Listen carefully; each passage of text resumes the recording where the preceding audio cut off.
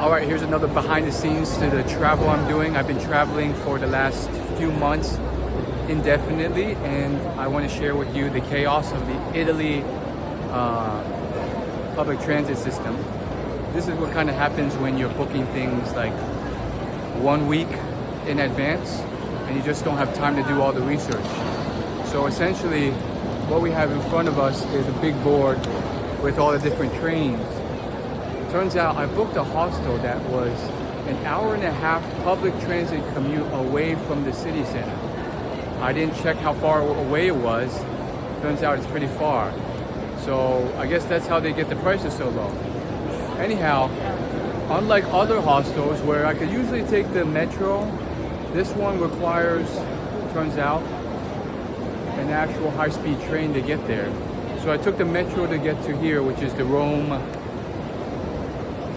Central train station, and then from here I'm looking at the board. I bought a ticket at one of those terminals over there, and then I had to find my plane or my train, which is over there, Frosinone, and it hasn't marked the platform yet, even though it's supposed to depart in like 15 minutes or so.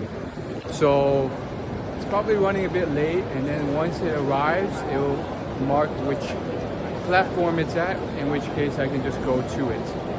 So that's essentially how it works. Yeah, I want to share this because most people just share the highlights and they show off, and I think it makes people feel negative. They feel jealous.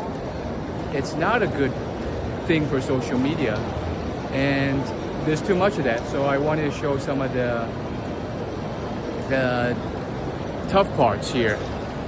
By not realizing this and a bunch of other stuff, I ended up just messing up my trip a bit, because I arrived with all this luggage early in the morning from a different city, Florence, and then now I'm here with all this stuff. I think the last time I shared this without the context, one of my videos on Instagram went viral, and there's just a lot of like negativity, like, oh, you're so dumb, you can't believe you made this mistake, when I was sharing a little mishap I had in Korea. But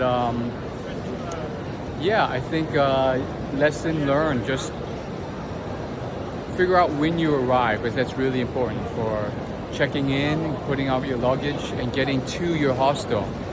But also don't just jump to conclusions. A lot of people, because it was an Instagram short, they just jump to conclusions about, oh, this guy didn't do his research. Oh, he must have had a 2-week vacation and had all this time to research. I did not. They didn't know the context, so they just assumed, oh, this guy didn't do their research. And there's a lot of negative comments. So don't judge a book by its cover. I think most people commonly do that.